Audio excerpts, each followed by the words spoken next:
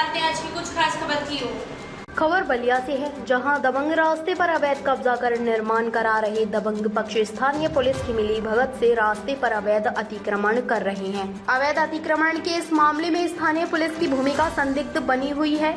मामला शहर कोतवाली क्षेत्र के काशीपुर मिश्र नेवरी मोहल्ले के हैं, जहां रहने वाली शिक्षिका अंजू देवी का उनके पड़ोस में रहने वाली प्रीति पांडे से रास्ते को लेकर विवाद चल रहा है। बताया जा रहा है कि अंजू देवी ने जब मकान बनाने के लिए जमीन खरीदी तो विक्रेता ने रजिस्ट्री में उनके मकान के सामने पश्चिम दिशा में 16 फीट की सड़क दर्शाई, जबकि उसी विक्रेता ने जब अंजू देवी के मकान के सामने का प्लॉट प्रीति पांडे को बेचा तो रजिस्ट्री में प्रीति की जमीन के सामने पूर्व दिशा में 12 फीट की सड़क दर्शाई, जिसके बाद दोनों पक्षों में रास्ते को लेकर विवाद खड़ा हो गया।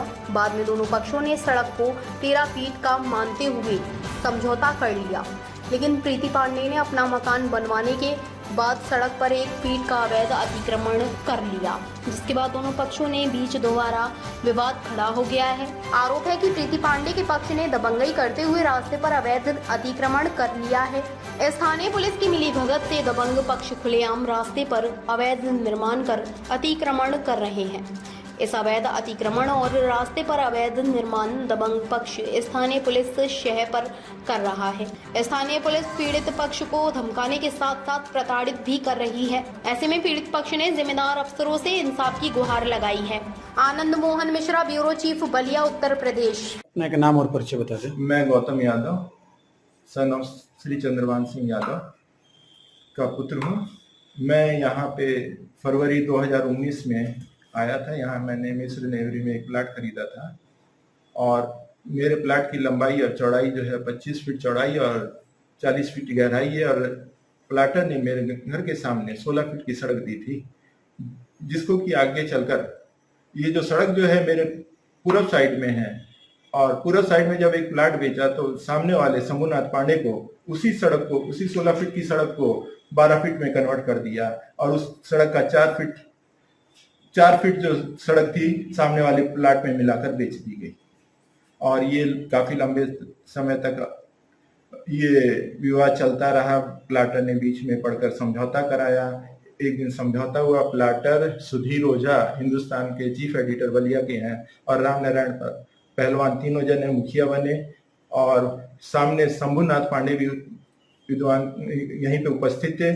उनके उपस्थिति में ये समझौता हुआ। वो भी मान गए कि 16 फीट की सड़क नहीं रहेगी। उन्होंने कहा कि 12 की भी नहीं रहेगी, 13 फीट की रहेगी। मेरे घर के सामने 10 फीट के एरिया में 13 फीट की सड़क थी, जिसको कि 15 तारीख को पुलिस कार्रवाई के द्वारा वापस उस पर कब्जा करवा लिया गया, जबकि ये नहीं होना चाहिए था। पुलिस खुद मान रही है और खुद 2 बार रिपोर्ट किया था। जन सुनवाई में निस्तारण में उन्होंने 2 बार लिखा है कि ये सड़क की चौड़ाई 13 फीट की है।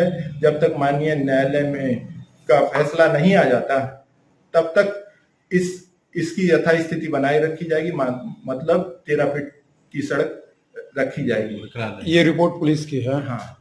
तो फिर उसके बाद पुलिस ने क्या किया? हाँ, जब मेरी वाइफ घर पे आई, उनको डॉक्टर के पास जाना था इलाज के लिए, घर पे आई तो यहाँ अतिक्रमण हो रहा था उस सड़क की जमीन के ऊपर। वो सड़क की जमीन पे अतिक्रमण करने के लिए रोकने लग गई मजदूर, और मिस्त्री को मना करने लग गई। लेकिन शंभुनाथ पांडे वहीं खड़े थे। वो नीचे बैठी हुई थी और उन्हीं के पैर के ऊपर जूता रख के खड़े हो गए। और उसके बाद सतनी सराय चौकी इंचार्ज राजू राय को फोन किया और बुला लिया।